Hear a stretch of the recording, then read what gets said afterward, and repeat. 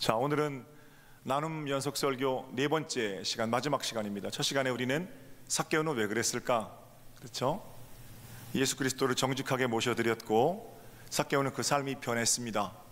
그 18장에 나오는 부자 청년의 얘기와 비교해서 읽으면 삭개오를 생각할 때 좀 미안한 마음을 가지고 나는 깨끗하고 정직하게 벌어들인 돈입니다 이렇게 변명할 게 아니라 내게 있는 것을 어떻게 나눠야 할까를 정직하게 고민하는 믿음의 사람들, 주님을 정직하게 모셔드리는 것으로부터 출발한다, 이 말씀 드렸어요. 두 번째 시간에는 선한 사마리아 사람의 비유를 통해서 어떻게 스플랑크 니조마이, 안타까워하는 마음을 가지고 붓고 싸매고 행함으로, 그리고 그것마저도 역시 한 번이 아니라 지속적으로, 이게 이제 방법이 되어야 한다. 이게 지난주 내용이었고, 지난주에는 오병이어 사건을 생각해 봤습니다. 그렇죠?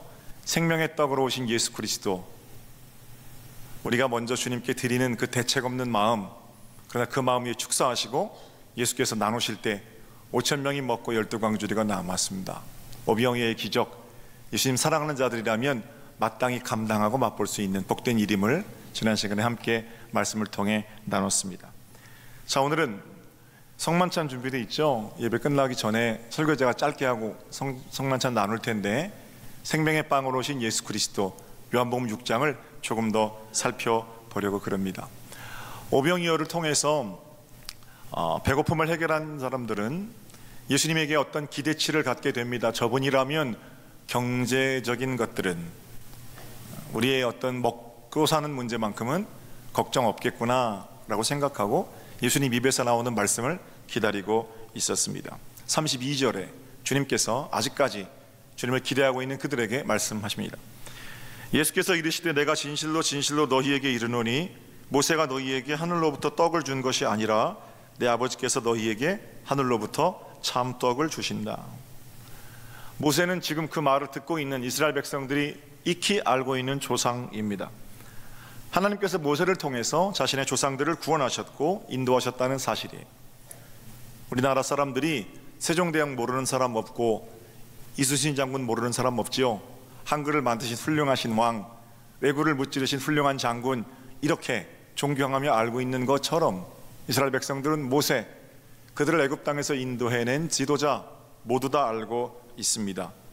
세종대왕 이순신 자랑스러워하는 것만큼 이스라엘 백성들은 모세를 자랑스러워합니다. 예수님은 당신들이 익히 알고 있는 그 모세의 일을 말씀하시는 겁니다. 모세를 통해서 만나를 먹었잖아요. 그런데 모세가 아니라 하나님이 주신 것이다. 보이는 모세를 통해서 보이는 만나, 떡을 받아 먹었지만 그것은 보이지 않는 하나님께서 보이지 않는 떡을 공급하시는 것과 같다, 이렇게 말씀하는 겁니다. 떡, 모세, 이거는 보이는 물건이고 보이는 사람입니다. 그러나 하나님은 보이지 않으시는 분이십니다. 보이는 떡과 보이는 모세를 통해서 보이지 않는 하나님과 보이지 않는 영생의 떡을 생각하고 바라보는 눈이 복된 눈입니다. 사람들은 보이는 것에 시선을 고정합니다. 그도 그럴 것이 어떻게 보이지 않는 것을 바라볼 수 있으며 보이지 않는 것에 시선을 고정할 수 있겠습니까? 보이지 않는 것에 시선을 고정한다, 이게 무슨 말일까요? 33절, 하나님의 떡은 하늘에서 내려 세상에 생명을 주는 것이니라 그래. 한 끼 먹고 배부른 1년 동안 먹을 수 있는, 10년 또는 100년 동안 먹을 수 있는 유한한 보이는 떡이 아니라 온 세상에 생명을 주시기 위한 생명의 떡, 스스로 제물되어 십자가에 돌아가신 예수 그리스도를 가리킵니다. 그런데 그 말을 들은 무리들은 여전히 예수님 말씀을 이해하기가 어려웠죠. 주님, 지금 말씀하시는 그 떡 뭔지는 잘 모르겠습니다. 우리에게 그 떡을 보여주세요. 34절입니다. 그들이 이르되 주여 이 떡을 항상 우리에게 주옵소서. 그리고 떡을 보여달라는, 당신이 말하는 모세가 아닌 하나님, 그냥 먹는 떡이 아닌 생명의 떡, 그 떡을 좀 보여주십시오, 이렇게 말하는 무리들에게 주님께서는 유명한 말씀, 6장 35절 말씀을 하십니다. 다 같이 한 목소리로 한번 읽어볼게요. 시작. 예수께서 이르시되 나는 생명의 떡이니 내게 오는 자는 결코 줄이지 아니할 터이요 나를 믿는 자는 영원히 목마르지 아니하리라. 아멘. 보이지 않는 하나님이 보이는 하나님으로, 보이지 않는 떡이 보이는 떡으로 현현하셨습니다. 그분은 생명의 왕 우리 주 예수 그리스도이십니다. 예수님을 본 자는 보이지 않는 하나님을 본 것입니다. 예수님을 먹은 자는 보이지 않는 생명의 떡을 먹은 자입니다. 보통 떡은 입으로 먹잖아요, 그죠? 마시는 것도 입으로 마시지요. 생명의 빵은, 생명의 떡은, 예수님은 입으로 먹는 것이 아닙니다. 생명의 빵 복용법, 나를 믿는 자는, 내게 오는 자는 말씀하시죠. 예수님께 가까이 오고 나를 믿는 자는 영원히 목마르지 않는다. 그리스도를 믿는 겁니다. 생명의 빵 복용법은 식후 30분 하루에 3번 챙겨 먹으세요. 이런 복용법과는 달라서 언제든 믿음으로 나와 하나님의 말씀을 먹는 것, 바로 그것이 생명의 빵을 복용하는 법입니다. 생명의 빵 복용법은 믿음입니다. 사랑하는 여러분, 여러분과 저를 넘어지게 하는 유혹은 먹는 것으로부터 시작됩니다. 사단도 처음 예수님을 시험할 때 먹는 것 가지고 시험했습니다. 무엇을 누구와 먹고 무엇을 어떻게 먹는가, 또는 무엇을 먹는가 다 중요합니다. 사람의 모습을 결정하는 거거든요. 입에 넣는 것이 우리 몸이 되는 거잖아요. 어떤 변화 과정을 거치는지 설명할 방법도 없고 그런 능력도 없지만 분명한 것은 우리가 먹는 것이 우리가 되는 것은 맞습니다. 영적인 일도 마찬가지예요. 영적인 사람은 내가 무엇을 먹는가, 우리가 먹는 주님, 그러면 우리가 주님이 되는 겁니다. 말이 좀 과격한가요? 주님의 말씀을 먹으면 말씀이 되는 겁니다. 더러운 것을 먹으면 더러운 게 되는 겁니다. 먹는 것 하나가 육적인 일이든 영적인 일이든 굉장히 우리 가운데 중요하다는 말씀입니다. 주님을 먹고 주님을 마시는 것이 주님을 믿는 사람들이 살아가는 길이기도 합니다. 계시록에 7교회가 있지요. 라오디게아 교회는 덥지도 않고 차지도 않다, 이러고 책망만 들었습니다. 라오디게아는 부자 동네입니다. 상업도 발달한 곳이었습니다. 사람들이 편안해지니까 처음에 배고플 때 하나님을 갈망하던 갈망을 상실합니다. 라오디게아 교회가 책망을 들었을 때 그들이 무슨 도적질을 했거나 그들이 사람들을 박해했거나 그들이 어떤 잘못을 저질렀기 때문에 혼난 것이 아닙니다. 그런데도 라오디게아 교회는 책망을 들었습니다. 왜 그렇습니까? 그들이 가지고 있는 부, 그들이 가지고 있는 경제적인 넉넉함으로 벌거벗은 자들을 돌보지 않았기 때문입니다. Sins of omission, 생략의 죄를 그들은 저질렀습니다. 주님께서는 그들의 부요함 가운데 취해서 가난하고 벌거벗은 자들을 돌보지 않는 라오디게아 교회를 향해서 처방, 그들의 잘못을 처방할 수 있는 길을 말씀하시는데 유명한 요한계시록 3장 20절이에요. 볼지어다 내가 문 밖에 서서 두드리노니 누구든지 내 음성을 듣고 문을 열면 내가 그에게로 들어가 그로 더불어 먹고 그는 나로 더불어 먹으리라. 미지근한 신앙의 처방법 역시 주님을 먹는 것입니다. 또는 주님과 함께 먹는 것입니다. 더 나누어줘라, 적극적으로 좀 나서라, 힘내자, 이런 거 아니고 그 일을 하기 위해서는 어떻게 해요? 주님을 모셔드리고 주님을 먹고 주님과 더불어 먹고 주님이 되어야 한다. 주님 마음 품는 길을 우리에게 말씀해 주십니다. 사랑하는 여러분, 이제 우리는 믿음으로 주님을 먹고 주님을 마시려고 합니다. 나눔 설교 마지막에 함께 성만찬을 나누는 것은 참 의미 있는 일입니다. 그분이야말로 생명까지 저와 여러분에게 온전히 나누어 주셨기 때문입니다. 이 일은 예수님처럼 살기로 결단하며 나서는 길입니다. 지난 3주 동안 살펴보았던 변화된 삭개오, 그 내가 되겠습니다. 주님, 선한 사마리아 사람, 그 내가 선한 사마리아 사람입니다.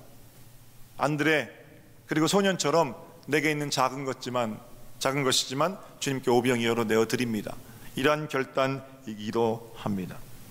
보이는 빵에 천착되어 있는 우리의 눈을 보이지 않는 떡 예수 그리스도로 옮기는 과정입니다. 주님 말씀처럼 주를 믿는 자는 영원히 사는 길, 영생의 길을 다시 걷겠다는 돌아섬이기도 합니다. 특별히 나눔 설교 마지막 단계이기도 합니다만 한 해의 마지막, 이제 2주 남았잖아요. 한 해의 마지막을 대하면서 주의 만찬을 함께 나눌 수 있음이 참 복됩니다. 질병 중에 고통하는 분들이 계세요. 저는 담임 목사로서 여러분의 질병이 다 고침받기를 진심으로 소망합니다. 어느 때는 하나님, 우리 집사님, 권사님 가지고 있는 병 저한테 주세요, 이렇게 기도할 정도로 참 안타까운 마음이 들 때도 있습니다.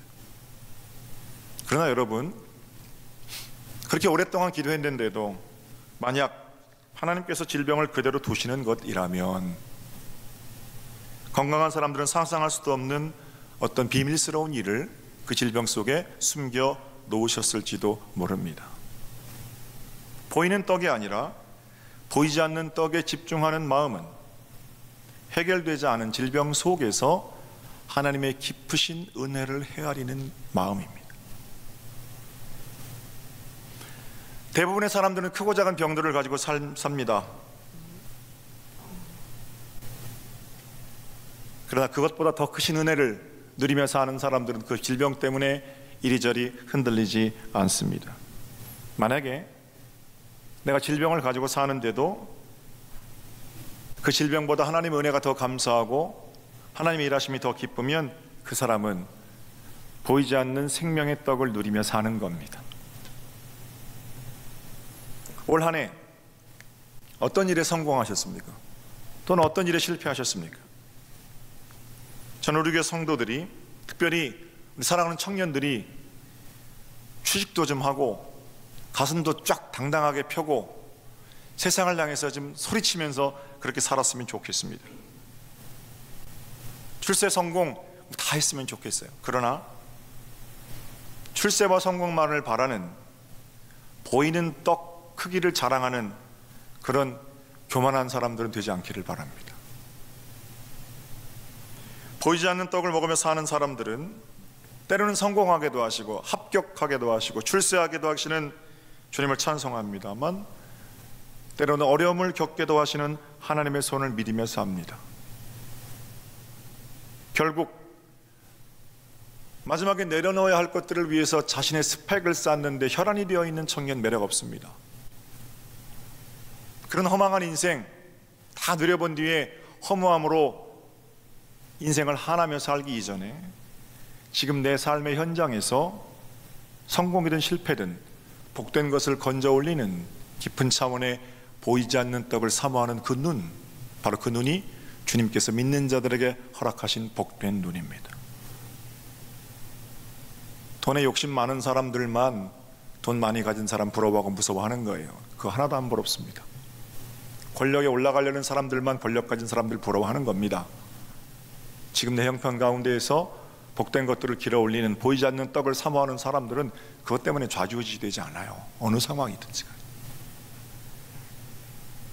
부자 되는 건 어떻습니까?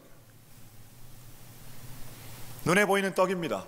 물론 돈 있어야 삽니다. 그러나 돈에 붙들려 살고 욕심에 붙들려 살면 아무리 고상한 것들로 갖다 거기 발라도 이미 벌 받는 겁니다. 만족감이 없는데요. 보이지 않는 생명의 떡을 먹는 사람은 나로 부하게도 하시고 가난하게도 하시는 그런 주님을 찬송하며 사는 사람들입니다. 설교 말씀 정리할게요. 안주를 좀 해주세요. 네. 사랑하는 여러분, 끊임없이 저와 여러분을 유혹, 보이는 떡 가운데 묶어두려는 그런 사탄의 속삭임들이 있어요. 저는 오늘 우리가 생명의 떡을 나눌 때 우리를 감사치 못하게 했던, 보이는 떡에 시선을 고정하려고 했던 더 규모 있는 것, 더 세련된 것, 그런 것만 추구하고 살았던 그런 마음과 눈들이 저련히 잘라져 나가기를 주님의 이름으로 축복합니다. 교회에는 어떤 사람들이에요? 생명의 떡 예수 그리스도를 중심에 모신 사람들입니다. 우리가 이 성탄절에 그 작은 박스라도 하나 함께 나누려고 하는 것은 세상 사람들이 말하는 것처럼 주님 내가 부자가 되었어요, 주님 내가 병이 나았어요, 주님 내가 성공했어요, 주님 내가 살만해졌어요, 그렇기 때문에 나누는 거 아닙니다. 성공하고 합격했기 때문에 이제 좀 가난한 사람들을 돌봅시다 하고 나서는 그런 사치스러움도 아닙니다. 아직 내 몸은 그대로 아프고, 아직 나는 가난하고, 아직 나는 합격 취직 이런 건 못했고, 그런데 이제까지 나를 먹이시고 나를 입히시고 나를 한 해 동안 살게 하신, 여기 와서 주님께 감사로 고백하게 하신 그 하나님이 너무 감사하고, 내게 베푸신 구원의 은혜가 너무 기쁘고, 그렇게 먼저 베풀어 주신 하나님의 구원에 대한 은혜의 응답이라는 거예요. 생명의 떡 예수 그리스도를 맛보고 사는 동안 나는 하나님 사람입니다. 생명의 떡 예수 그리스도를 맛보고 사는 동안 나는 그리스도인입니다. 그러나 돈을 얼마나 벌었든지, 얼마나 건강하든지, 얼마나 높은 자리에 올라갔든지 여전히 썩어 없어질 것만을 붙들고 사는 한 나의 삶은 영생과는 무관한 것이 됩니다. 우리 생명의 떡을 나눌 때 다시 한번 예수로 사는 그 삶이 우리 가운데 회복되어지고 이 떡이 우리 가운데 예수 살기를 다시 한번 생각하게 됩니다. 복되고 귀한 나눔이 되기를 주님의 이름으로 축복합니다. 성만찬에 대해서 많은 얘기들이 있어요. 그런데 캐톨릭은 화채설이라고 그래서 이게 진짜 몸으로 변하는 겁니다 이렇게 말하고, 루터, 켈빈, 스빙글리 수많은 개혁자들도 전부 이 성만찬의 의미를 상징입니다, 임재입니다, 영적 임재입니다 이렇게 말했어요. 근데 그 논의들을 한 번에 정리한 웨슬리 목사님, 감독의 아버지 뭐라고 그러시냐면, 이 빵이 예수의 몸으로 변하는 거든 예수의 몸을 상징하는 거든 주님께서 임재하시는 거든 영적으로 임재하시든 거든 간에 중요한 것은 예수 그리스도의 몸을 받은 너는 일주일 동안 어떻게 살겠느냐. 이 몸을 받은 자가 예수님처럼 자신의 생명의 빵으로 내어주려고 사는 동안 우리는 거룩한 성사요, 거룩한 성체요, 하나님의 사람들이라는 겁니다. 우리의 능력이 아니에요. 우리 가운데 들어오셔서 빵을 그리스도의 몸으로 변목해 하시는 예수 그리스도 생명의 능력이 성만찬 빵을 받는 가운데 저와 여러분에게 임하기를 주님의 이름으로 축복합니다.